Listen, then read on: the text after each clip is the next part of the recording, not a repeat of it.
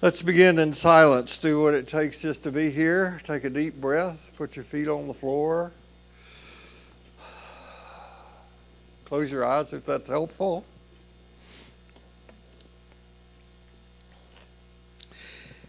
May grace be in our heads and in our thinking. May grace be in our eyes and in our seeing. May grace be in our ears and in our hearing. May grace be in our mouths and in our speaking.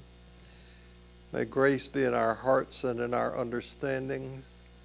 And may grace be at our ends and at our departing. So no matter who you are, no matter where you are on your spiritual journey, you are celebrated here. Tim keeps giving me an update on the registration for the Suzanne Stabile event.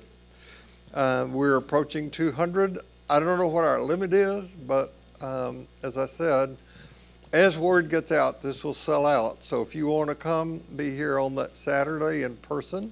The registration is easy on the website to do that. Next Sunday, Brooke Summers Perry is going to be here. Brooke is a certified spiritual director, and she's going to do an introduction to the Enneagram. And for those of you who don't know, the Enneagram, complicated sounding word, it simply means 9 types. That's what the word translates as. And it's a way of understanding your own personality, the places where you can fall off the path. I'm a 7 on the Enneagram, and 7, one of the labels that's given to a 7 is Epicurean, all right? The other more honest label that is given the 7 is glutton. And so gluttony is one of the sins that you might remember, one of the 7 sins, or 9 on this particular model. And so let's just to say, I'm making this absolutely up, but let's just say a 7 might collect things like recipes or watches or kaleidoscopes or books or magic tricks. I've heard. I understand. All right. So I'm married to a 4. 4, you can tell many 4s by the way that they dress. And 4s have an innate double message that they send out, which is pay attention to me, but I don't want to be the center of attention. You know, it's like kind of this paradoxical thing. So we all have pluses and minuses, and the focus of Suzanne Stabile's work is going to be relationships.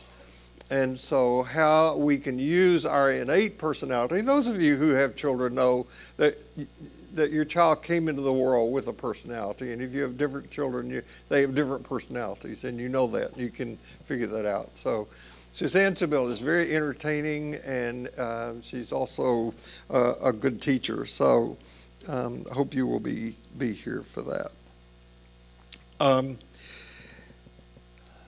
This Saturday, and some of you have heard about this, you know that the steering committee plus some has hired a consultant to work with Ordinary Life. This Saturday we're having a big meeting, and at some point the results of that meeting are going to be reported out in here. I don't have a plan for when that will be, whether that will be on the 17th, 24th, or sometime, but you will get informed about when that's going to happen. Just wanted to let you know that that is coming up. Thank you for the flowers. If you didn't know this, and if you didn't see them, you had flowers in the sanctuary today in honor of my birthday, which is coming up Wednesday. So, and I don't know how old I am. I keep forgetting, but I'll make a reference to that later. But there is no way for me to say how important, and how important it is for me in my daily life and work to look forward to being here, to doing the study and preparation that's required for me to be here. It gives meaning to me in 100,000 different ways, and I'm just so grateful to you that you show up here, because if you didn't show up, it would be very lonely in here. Anyway, thank you for that. Is this seems like there was some other announcement. Welcome to those of you who are watching live stream. I did successfully guilt a few people into coming in person today. Oh, thank you.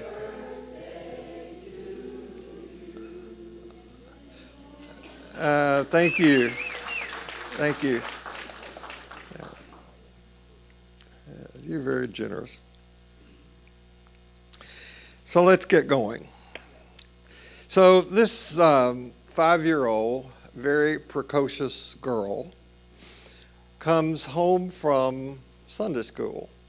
Her parents had been shopping around for a church. They figured their child ought to have a religious background, so they'd been going to various churches, and they go to church, and they come home on Sunday after church. And they're getting lunch ready after church, and the parents are talking to this little 5-year-old girl about her experience at church. They'd gone to what we call big church, and she had gone to a children's class in the Sunday school, which thankfully here at St. Paul's we have a really great people's education program. So they were talking about her experience in class, and she had a good time. She liked her teacher, liked other kids who were there. And the parents said, well, what did you learn? And she said, well, they talked about God. And the parents said, mm-hmm. And what was that about? And the little girl said, well, they said that God is everywhere. Is that true? And the parents said, well, yes. And this little girl is like a lot of us. I mean, she'd been taught that God, whatever that word pointed to, is some bigger than life, but more than like human-like character that's out there somewhere. So that God is everywhere is just something she'd not considered. And the little girl said, does that mean that God is here? And the parents said yes. Now she's 5. So she's looking around and said, so is God here in this kitchen? And the parents said, yes, God is here in the kitchen. In this room, yes. She pointed at the table and said, looked at a coffee cup and said, is God in that coffee cup? And the parents said, well, yes. The little girl clamped her hands over the cup and said, all right, God, I got you. Now that is a made-up story, but it is not far off from what we have done with our religious doctrines and dogmas. We have tried and sometimes even been confident that we have succeeded in capturing God, that we've got a grasp on this thing now. And so what I want to offer today is what might be considered a two-parter that I began last Sunday on talks I'm basing on reflections based on the Lord's Prayer. And we're at this phrase, when you pray, say, Our Father. So last week we focused more on the word our. And if you missed that one, you can go back and watch it on YouTube that's posted, usually about Tuesday or Wednesday. But to summarize, what I would say is that so many of our problems in this country, as well as globally, are the result of the fact that we don't know how to say and experience our. We're granulated as a culture. And because we're granulated as a culture because we're this way individually. And I know that I teach being non-judgmental, but I am so judgmental about people who are always, seem to me to be doing this. You know, when they're talking. And as I mentioned, we live now in an apartment where the workout room overlooks the swimming pool. And I'm amazed at how many people get in the swimming pool carrying their phone. Seriously. And a beer. And a vaping thing. But this, I don't get it. We're victims of our success. This thing is very, very, very, very useful. I mean, seriously, it is really useful in so many ways. And it is also a great interrupter of things. We had the clergy all had lunch here together on Wednesday, and Jeff McDonald said that he was at a meeting where somebody said, it's okay to use your phone during this meeting, but if you do, would you turn your chair around and face outward? And of course, no one was willing to do that. So people put their phones down. This is great. So I'm sure that my grandchildren now in universities and out and working, they'll look back on their adolescence and pre-adolescence as the golden age of their lives. And they'll say, oh, there was so much to be grateful for when I was that age. But I, for one, am grateful that I grew up in a pre-digital age where we didn't have a TV set. And the way I entertained myself was by reading. And I am still of the opinion that learning to read is one of the most vital skills that we can give people in our culture. Children have got to learn how to read because knowing how to read equips them for the rest of life, right? Reading is how you learn how to navigate life in so many ways. And I have always thought that as a culture, we shoot ourselves in the foot by not paying our teachers as much as we pay doctors. I think we should do that. But that's another topic for another time. And my point was last week that one of the biggest needs in our culture is learning how to say our. So, and today we're going to focus on this thing about Father.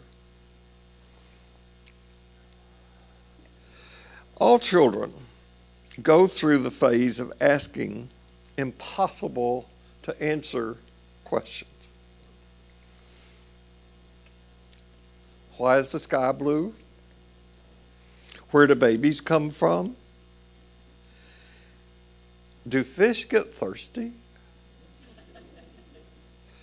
And you know, if you're a parent, you do the best you can to answer these questions in the best way you know how until you resort to, well, go ask your mother.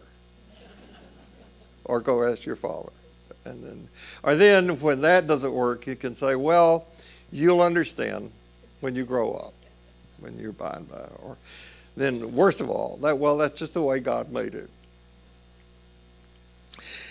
Like, I think many of you, I grew up in a church-going family. Like some of you, I don't think I was damaged by that. I do think I was lied to about some things, particularly race. And on many matters, I was woefully misinformed because the people around me were woefully misinformed. They didn't have bad intention. But I have an enormous gratitude for what I was taught in that context and what I experienced in that context. If I have a sadness about it, it is that as I began to live in a larger world, and I tried to share that with people in my tribe, my church, my family, they wouldn't come with me. And that's something that made me sad. It still makes me sad. And I think that one of the things that you will discover is that when you start to rethink all of your religious teachings in light of our growing understanding of what goes under the heading of evolutionary cosmology, you're going to live in a smaller cognitive community because most people out there are not interested in this. And so if you are, you're just diminishing that number of people who are interesting. The thing that I'm thinking about is that we pretty well are comfortable with the idea that there's no God who lives in the sky above us. That's a limited understanding of God. I think most of us are aware that all humans on this planet came from the same evolutionary family somewhere in Africa. We all share the same DNA regardless of our skin color. I think we all know that all religions are human constructions, and they are constructed by the cultures in which they were created. So American South religion is very different from American Northern religion, and Christianity is very different from the religion you find in Japan or in Nepal or wherever. Religions are culturally influenced. What we call sacred scripture, the Bible, was written by people like us, and they were written for a specific time, not for us.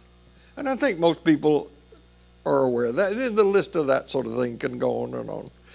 And it's very normal for the tribe in which we are born to claim superior status for itself.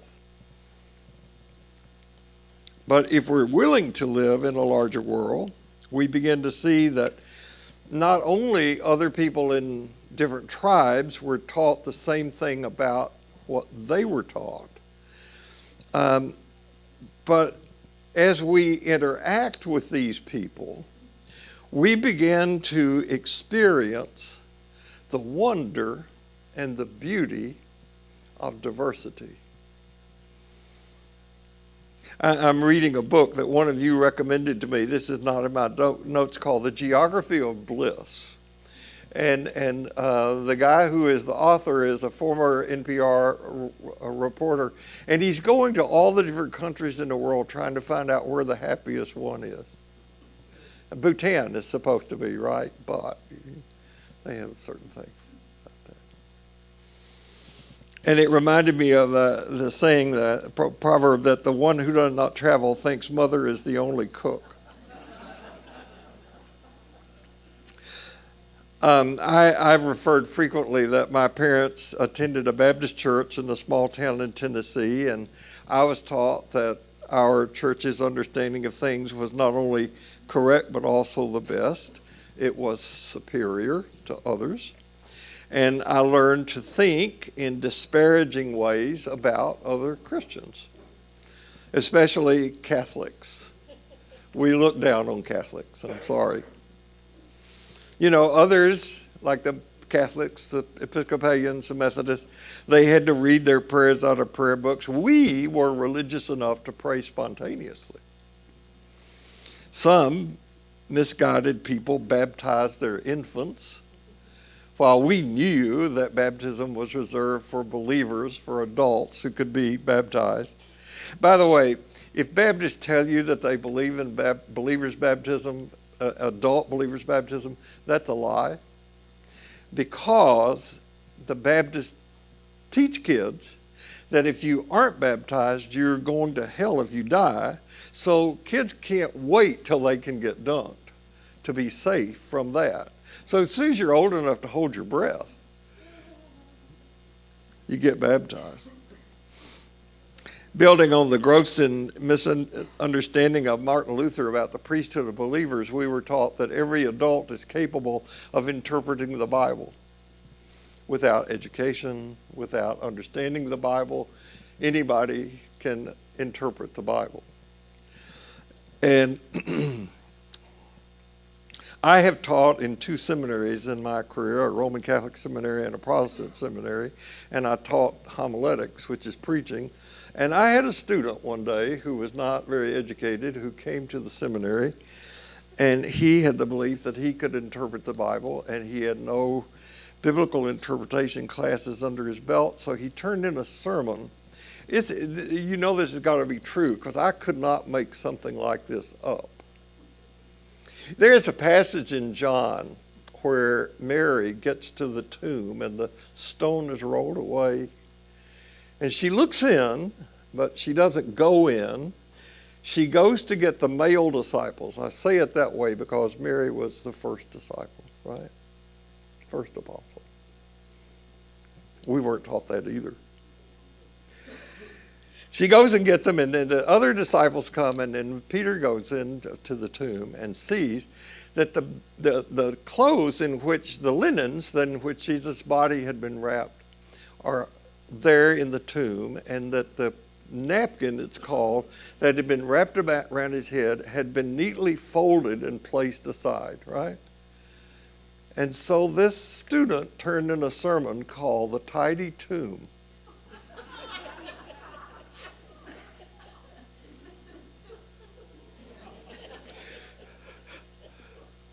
And he said that the meaning of that passage of Scripture was that it meant that if you were to follow Jesus, you needed to be neat and keep your house clean because Jesus left a tidy tomb.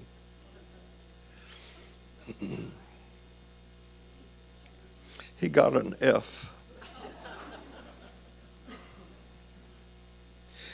No telling how much damage had been done in churches all over the world by people who have lifted a phrase or one passage out of context, cherry-picked it to teach whatever they wanted to. So the adults in my growing up life had no trouble politely, as Christians, looking down on other people who also called themselves Christians because we were going to heaven and they were not. As a matter of fact, we call those people heathens. And as Baptists, we raised millions of dollars for foreign missions to send missionaries to what we call the working phrase, operant phrase was, the darkest part of Africa. I thought as a kid the greatest thing I could do to get God off my back was to be a medical missionary in Africa. If I did that, then I'd be safe, you know. Maybe God would like me then. So I was told, you know, those people worship idols. And the word idol has a very interesting etymology. It comes from a Greek word, then through Latin to us as idol. But the Greek word actually means reflection in water. Kind of like Narcissus looks in water and sees Narcissus' face and falls in love with that image. So what it means is that what you're looking at is not the real thing, but an image of it. So I grew up with this reveal theology, which I'm going to talk about in a moment. But heathen people worshipped idols. Now this is pride to Roman Catholics particularly because they worshipped a cross. They prayed to a cross. Even worse, they prayed to Mary. And then those people who were really heathens, the Buddhists, bowed down to a Buddha, which was a little bald fat guy who had either just heard a really good joke or he has gas. We're not sure which that is.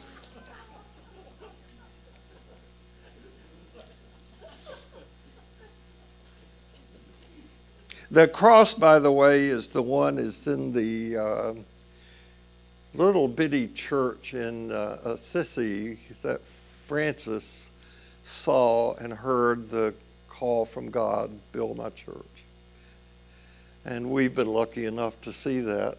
And if you would let me, I want to read you a passage from the Bible. This was read to me when I was a kid in the Sunday school in a Baptist church in Tennessee. Now this is from a portion we call the Old Testament, which is so arrogant. It's Christians' way of saying that our New Testament trumps the Hebrew Scriptures. The correct, and we don't even have all the collection in what we call the Old Testament, the correct way to talk about that body of writings is the Hebrew Scriptures, not the Old Testament. But this is in the Old Testament from in Isaiah. I'm going to read you Eugene Peterson's version of it, and instead of using the word idol, he sometimes uses the word no God, no-God. Okay. This is Eugene Peterson. Now, you imagine I'm 10, 11 years old, and this is being read to me. All those who make no God idols don't amount to a thing.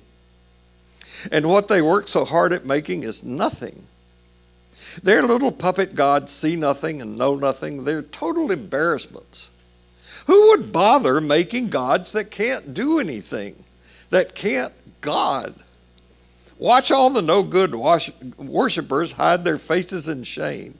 Watch the no-God makers slink off humiliated when their idols fail them. Get them out here in the open. Make them face God reality.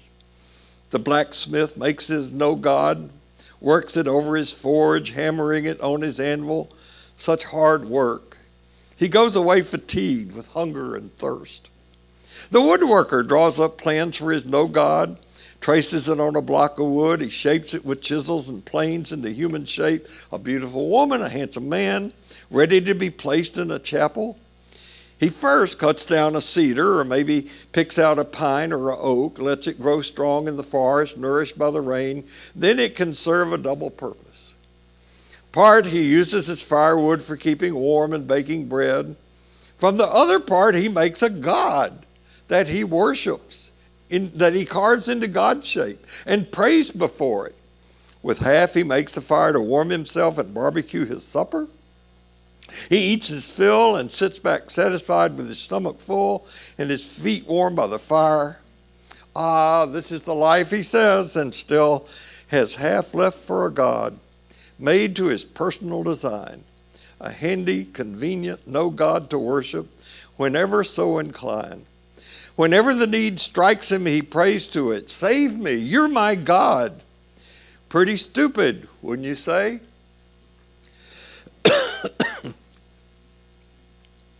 Now, it took me a number of years to realize that the adults in my life who were using this passage to teach me to judge and look down on people who worshiped idols were reading from something they treated like an idol,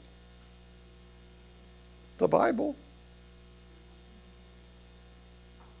This is the Word of God. And you couldn't say anything about it. I know there were houses where you couldn't put anything on top of the Bible. It was so precious.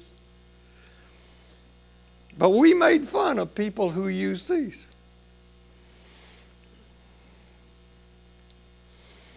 Now, knowledge derived in the way that I just talked about is called revealed theology. There are two types, broad types of theology. There's what's called revealed theology. You know, no one was present at the creation, but we have a description of it in the Bible. Actually, we have two descriptions of it in the Bible that are really quite different. In the beginning, God created the heavens and the earth. How do we know this? Because God told us. And how did God tell us? God wrote it in a book and gave it to us to know. At least God gave it to some special people who then gave it to us. So God has taken the initiative to tell us about himself. And God told us that his creation was a good creation. And then God saw that creation started to go awry, so he killed everybody. But we've prettied that up into a great story called Noah and the Ark, to tell children, which is really a terrible story to tell kids when you think about it.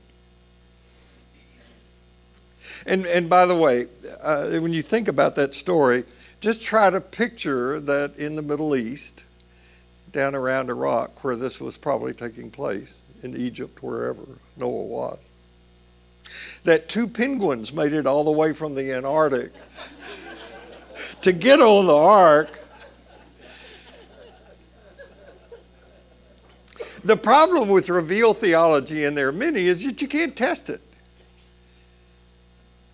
So the phrases thrown back at me when I was this precocious little kid were things like, well, you just have to accept the Bible. The Bible was divinely inspired, so just accept it. Why? Because I said so. Okay. There was a phrase, you may have heard it, the Bible said it, I believe it, that settles it. Or when, and I've told this story in here before, I remember I can remember vividly where I was when this transaction happened. I asked my father, do you really believe the story of Jonah and the big fish? And my father said, if the Bible said that Jonah swallowed the fish, I would believe that. And that's when I realized that my father's religion was crazy. That's crazy. And after I got some distance from it, I began to wonder, did God really wait until there were Southern Baptists in Tennessee in the 50s to say anything? Or wait until the Reformation to say anything significant? So where's the real Bible? You got to know the answer to this. It's right out there. Right out there.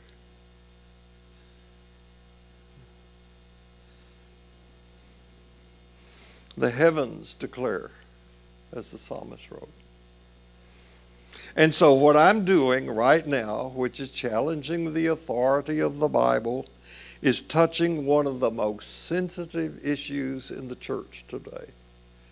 If you say something spooky about the Bible, a lot of people get their hackles up. But to say that the Bible is divinely inspired is to say that a book that contains truths, half-truths, untruths, good ideas, bad ideas, helpful ways of looking at things, unhelpful ways of looking at things, and so forth, was all revealed to us by God off somewhere in the sky. Now, in light of cosmic reality as we're coming to know it, that teaching simply doesn't hold for me anymore. Now, I am aware that in Christian tradition, there are many reports of God experiences outside of the Bible. It's not uncommon for people who have had experiences that have no other explanation than random occurrence or statistical probability or luck as to be a God thing. Right? I ran into Mary at the grocery store, and she recommended a book to me that changed my life. It was a God thing.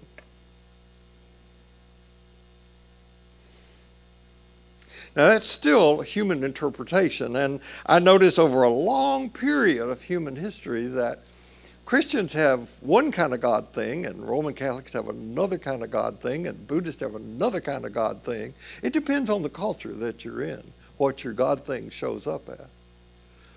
In the Christian tradition, Roman Catholics have religious experiences around the crucifix and around the Virgin Mary, the Virgin of Guadalupe, and the Virgin that appeared in the Balkans years ago, and there was a lot about that.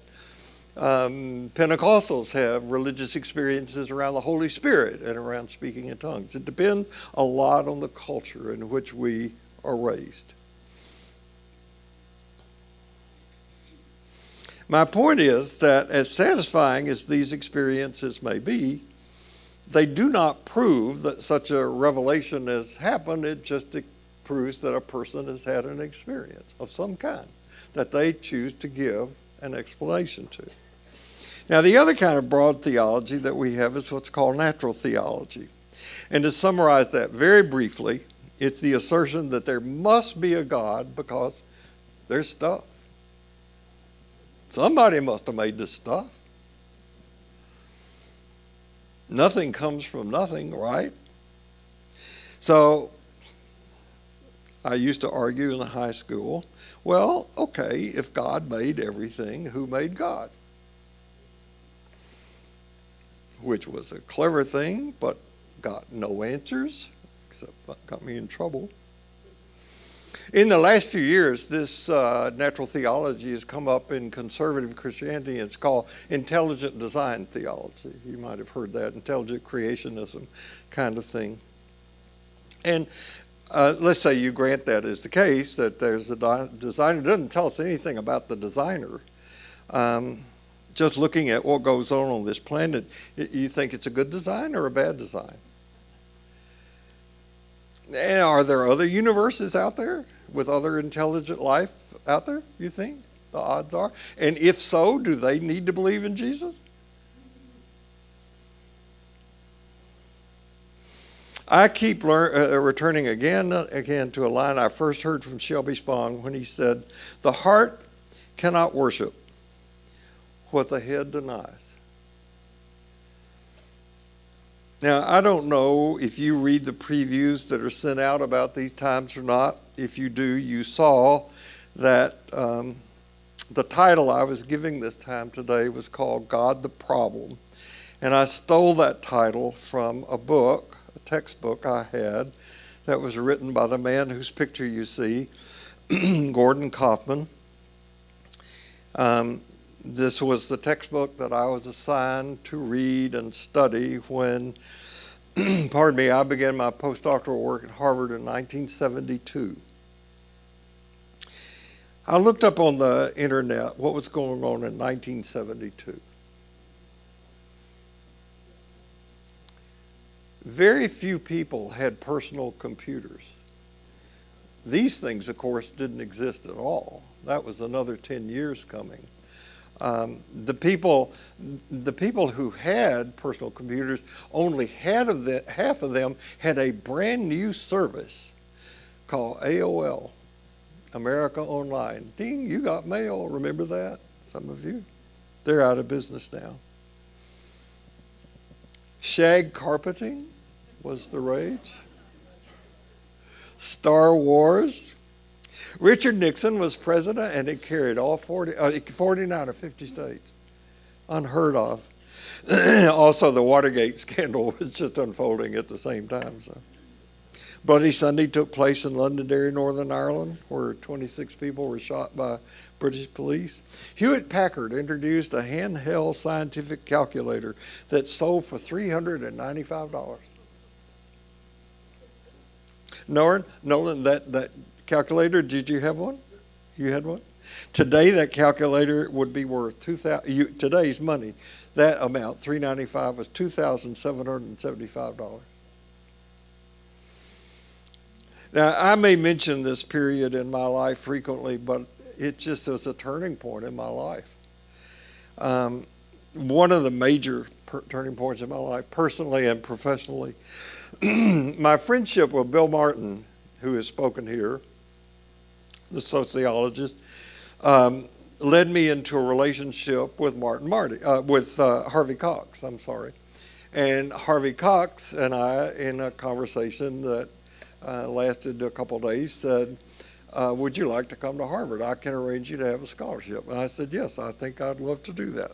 So I went to Harvard for a year of sabbatical study. And I got to study with some of the world's leading biblical and religious scholars. Gordon Kaufman was Paul Tillich's successor, and he was, without question, you may never have heard of him, one of the most influential theologians of the last half century. I mentioned him some time ago in here and found out that people who come to this class sometimes, Randy and Janet Zucker, actually knew Gordon Kaufman growing up because Gordon was a Mennonite. And that influenced a lot of his theology. He was a conscientious objector. He has a strong emphasis on social justice.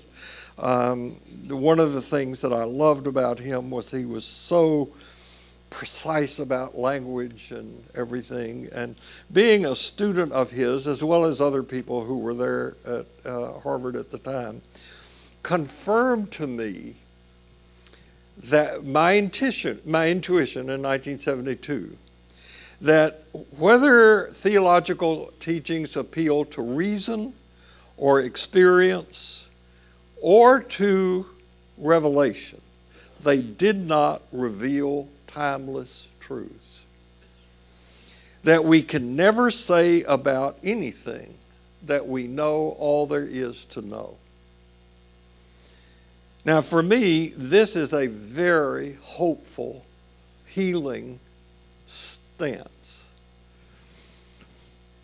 culture, language, social organization, I got this from Kaufman, are the crucial means by which we engage reality, by which we create meaning, and by which we locate ourselves in the widely cosmic context of existence.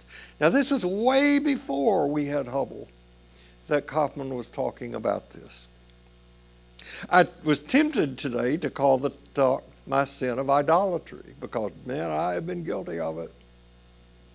There have been plenty of times when I said, this is it. This is the way. Each of us regularly and powerfully is tempted, everybody, to be right,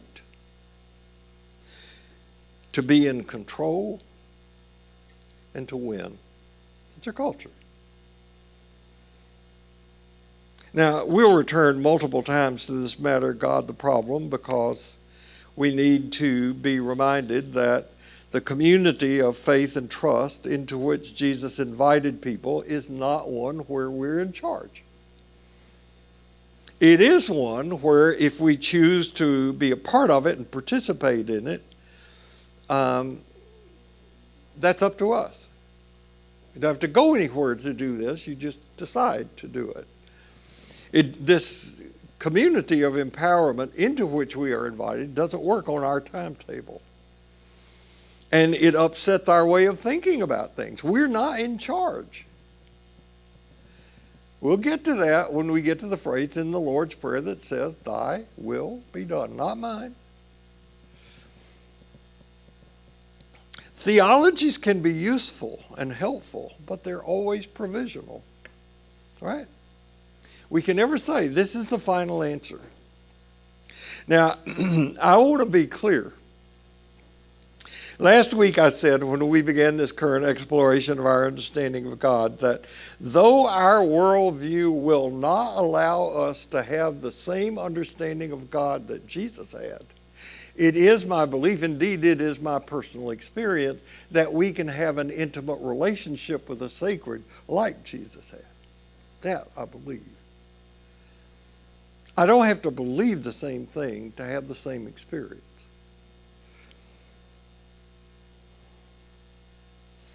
So this Wednesday I will be 86. Gordon Kaufman died at 82.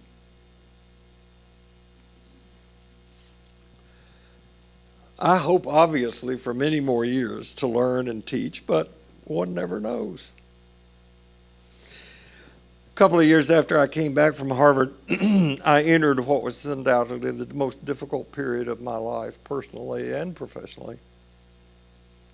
And during this time, I was found by a couple of books. You knew that I would recommend books. They gave me so much comfort and guidance. One was a book by Frederick Buechner. I'd met Buechner years before and as a novelist, and had already bought most of his books up to that time. But the book that found me in 73 after I came back from Harvard was a book called The Sacred Journey that Buechner wrote. And if you haven't read it, you should read it. It shepherded me through a very difficult period of my life. And in the book, Buechner talks about his understanding of faith and hope and love. And it's a brief book, but it's so rich beyond measure. And it speaks of a time when Buechner himself was very sick as a young boy. By the way, his father committed suicide, and a lot of his work grows out of that pain. But as a young kid, when he was very sick, he spent a lot of his time in the imaginary world of Oz by reading the Frank Baum books of Oz. And one of the characters in the Oz books that left this deep mark on Buechner was King Rincketink. And according to Buechner, he was a foolish man in many ways who laughed too much and talked too much, and at moments of stress was apt to burst into unlikely tears, but he gave the impression of remarkable strength and resilience and courage. Even, he'd be a good guy to have around when the chips are down. And so he and his young friend, Prince Inga of Pingaree, who's sitting behind him on the horse, came into possession of 3 magic pearls. One blue one that conferred such strength no power could resist it.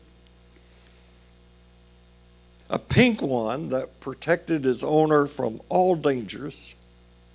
And a pure white one that would speak words of wisdom and helpfulness. And if you look at our wedding rings, you will see that they have a pink, a blue, and a white stone on them. That's how influential this guy was. And the white one that would confer words of wisdom and helpfulness, when consulted for the first time, said, "Never question the truth of what you fail to understand, because the world is filled with wonders." Now, folks, that's a formula for good theology and for good spiritual work. Never question the truth of what you fail to understand. The other book that became very meaningful to me at that time was a book by Peter Matthiessen. Both Buechner and Matthiessen are dead now, too. Don't want to join that group anytime soon, but just saying. Now, if you read this book, which is, I don't know if it's still available, but I'm sure it must be. You'll not be surprised when I tell you that after this book, he became a Buddhist monk. But it's almost apparent in the book that he's done a lot of work in that. The book is The Snow Leopard. And it tells a story about the time that Matthiessen went with a friend of his. The same year I went to Harvard, Matthiessen went to the Himalayan mountains in Tibet. His friend was going over there as some sort of animal husbandry project to study the blue sheep that were in the Himalayas. And Matthiessen hoped to tag along and take a photograph of the famed snow leopard in the Himalayas. So if you read the story, it becomes clear that Matthiessen is on a spiritual quest. And we find out that his wife has recently died of cancer. And though it was a very painful decision to make, he decides to leave America and go on this trip, leaving his young son behind, because that's how important this quest was for him. It's a very difficult journey. It's expensive in many ways. And the book charts both the inner and the outer path of Matthiessen making this trip in search of the snow leopard. And it's really a story about the deeper understanding of reality, suffering, importance, and beauty. I want to say that again, because this fits. This is a story about you and me, because it's a story about reality, suffering, impermanence, and beauty. Got that? That's what our journey is about. And where I've ended up is that God, whatever we mean by that word, is a mystery that inhabits us and that we inhabit. And our spiritual work is about realizing that. So all along Mathiessen's journey, one, as I said, required great discipline, suffering, and hardship. He heard sightings of the snow leopard here and there. Sometimes he missed the snow leopard by just a few hours. And finally, when he returns home, somebody says to him, "Did you see the snow leopard?" And he said, "No." Isn't that wonderful?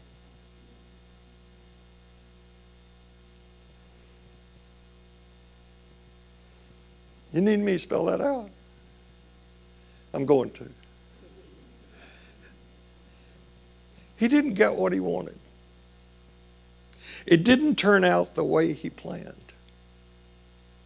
He was not successful. He was not in control of the outcome. And afterward he said, "Isn't that wonderful?" It's pure heresy to look for God. God is no other than right here. And it is equally heretical to think we understand that.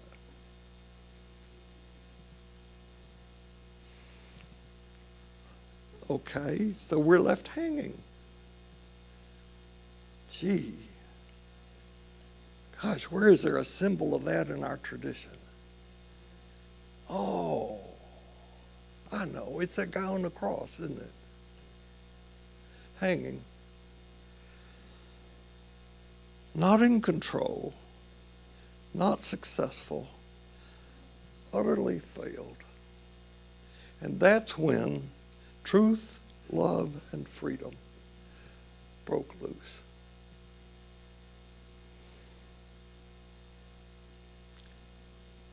We have not, we will not, we cannot solve the problem of God.